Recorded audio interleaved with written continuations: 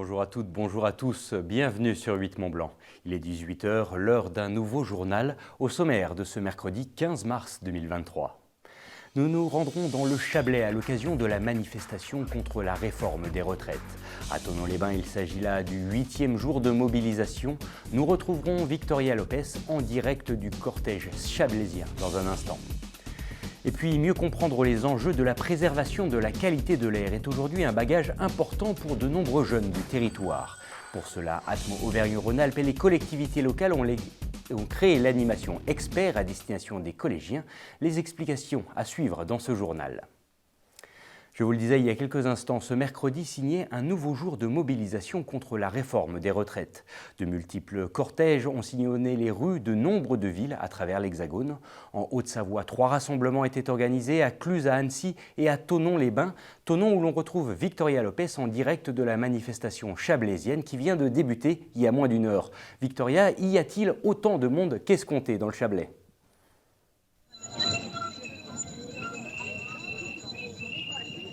Oui, Manu, il y a du monde du côté de Thonon, effectivement. Les manifestants m'ont parlé de près de 1000 personnes rassemblées, alors que vous le voyez peut-être un petit peu sur ces images, il y a du monde derrière moi, devant moi, alors qu'on est en train de descendre vers la place du funiculaire avec un magnifique coucher de soleil sur le lac, et je suis en compagnie de Philippe Domergue. Bonsoir, vous êtes le co-secrétaire départemental de la FSU SNIPP, le principal syndicat des enseignants, en tout cas des écoles primaires. Pourquoi vous êtes encore mobilisés aujourd'hui ? Alors tout simplement parce que le gouvernement n'entend strictement rien, et c'est hallucinant alors qu'on sait que cette réforme elle est rejetée par, je crois, 65% de la population dans les sondages. À un moment, il faut se demander si on est en République et en démocratie. Donc on va continuer à manifester jusqu'à ce qu'ils nous écoutent un petit peu, quoi. On parle dans l'actualité de ces votes qui ont lieu en ce moment, le texte qui doit arriver demain et après-demain à l'Assemblée nationale. Est-ce que la mobilisation va continuer de votre côté ? Oui. On a déjà vu avec nos responsables syndicats nationaux que même si cette loi passait au vote de l'Assemblée nationale, on continuerait les mobilisations après parce qu'il va y avoir d'autres dates importantes, notamment le passage devant le Conseil constitutionnel, vu qu'ils ont trafiqué comme de tous les côtés pour restreindre les débats à l'Assemblée nationale, par exemple.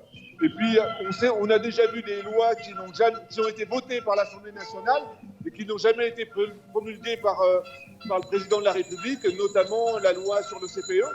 Donc voilà, on va continuer, ça c'est sûr. Localement, à Thonon, vous avez déjà vu ça, une mobilisation aussi importante, aussi longue aussi ? Alors, on a déjà vu ça dans des grands moments, et ces grands moments, c'est surtout les retraites. C'est vrai que ça rappelle les grands moments de l'histoire syndicale de Thonon. Merci beaucoup. Je vous en prie. Voilà, Emmanuel, ce qu'on pouvait dire sur cette mobilisation qui vient de s'élancer, qui va continuer un petit moment du côté de Thonon-les-Bains. Merci beaucoup Victoria.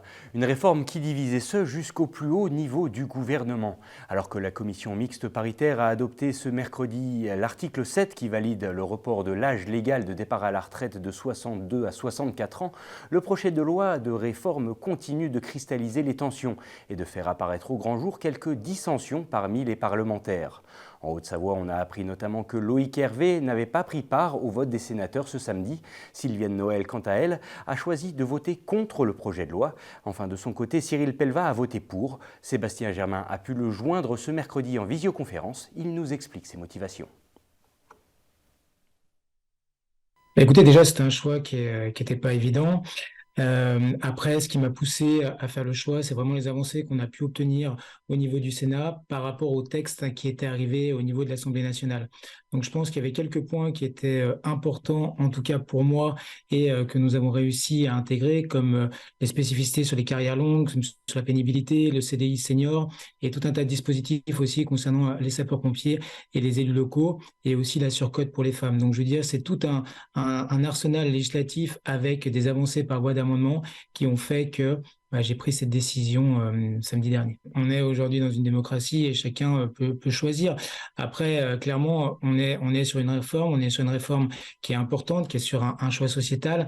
Derrière, on a eu énormément de sollicitations de part et d'autre, et automatiquement, de par les difficultés qu'on a pu avoir, parce qu'on était sur un temps très contraint, etc., il a fallu se positionner. Donc clairement, je comprends les personnes qui ont pu voter contre, je comprends les personnes qui ont pu s'abstenir. Après, moi, je veux quand même juste rappeler qu'au niveau de la réforme des retraites, c'est un texte sur lequel on s'est positionné dans le cadre des différentes élections présidentielles qu'on a vécues, avec cette volonté justement d'avancer sur une nouvelle réforme des retraites. Au niveau du Sénat, ça fait à peu près 4 ans que systématiquement, à l'occasion des projets de loi de finances sécurité sociale, on reporte justement l'âge de départ en retraite.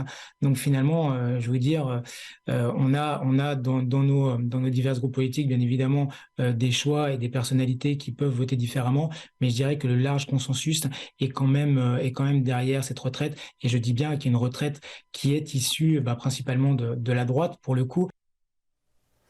On parle environnement à présent. Au mois de février, la préfecture de Haute-Savoie a déclenché à 5 reprises une alerte pollution sur le territoire, allant du bassin lémanique à la vallée de l'Arve.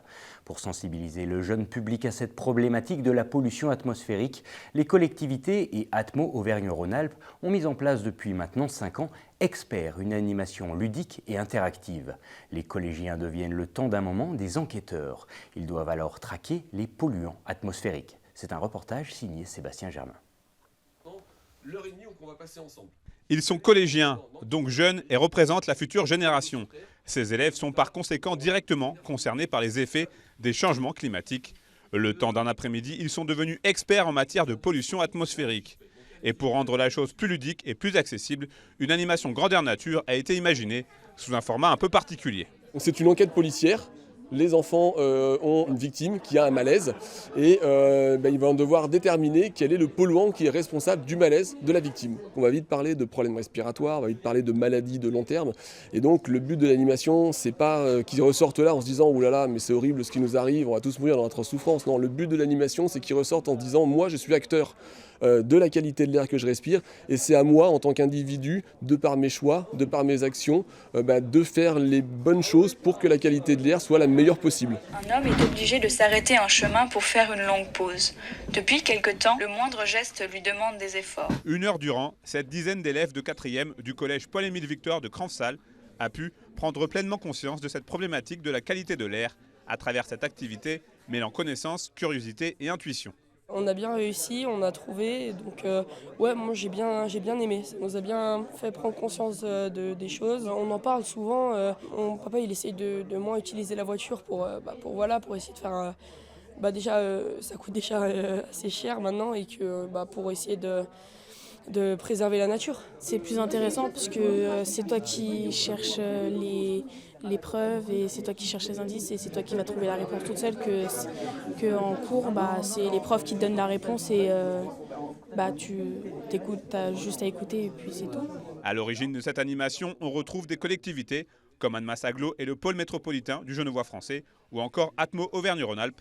Hasard ou pas du calendrier, cette initiative intervient alors que les épisodes de pollution s'enchaînent sur notre territoire. Sur le bassin lémanique et sur la vallée de l'Arve, on a eu un temps anticyclonique, un peu plus froid. Donc à nouveau, ces épisodes hivernaux qui sont revenus.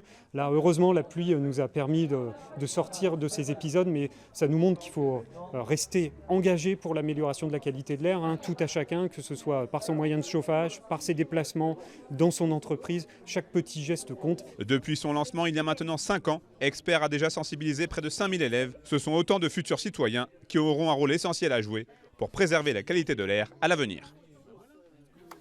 Le département de Savoie renforce ses contrôles sur les axes routiers de son territoire. Après une année 2022 marquée par une vingtaine de décès et plus de 300 blessés sur les routes savoyardes, la préfecture, épaulée par la gendarmerie, a mis en place une série de contrôles visant à endiguer la hausse du nombre d'accidents graves survenus depuis le début d'année.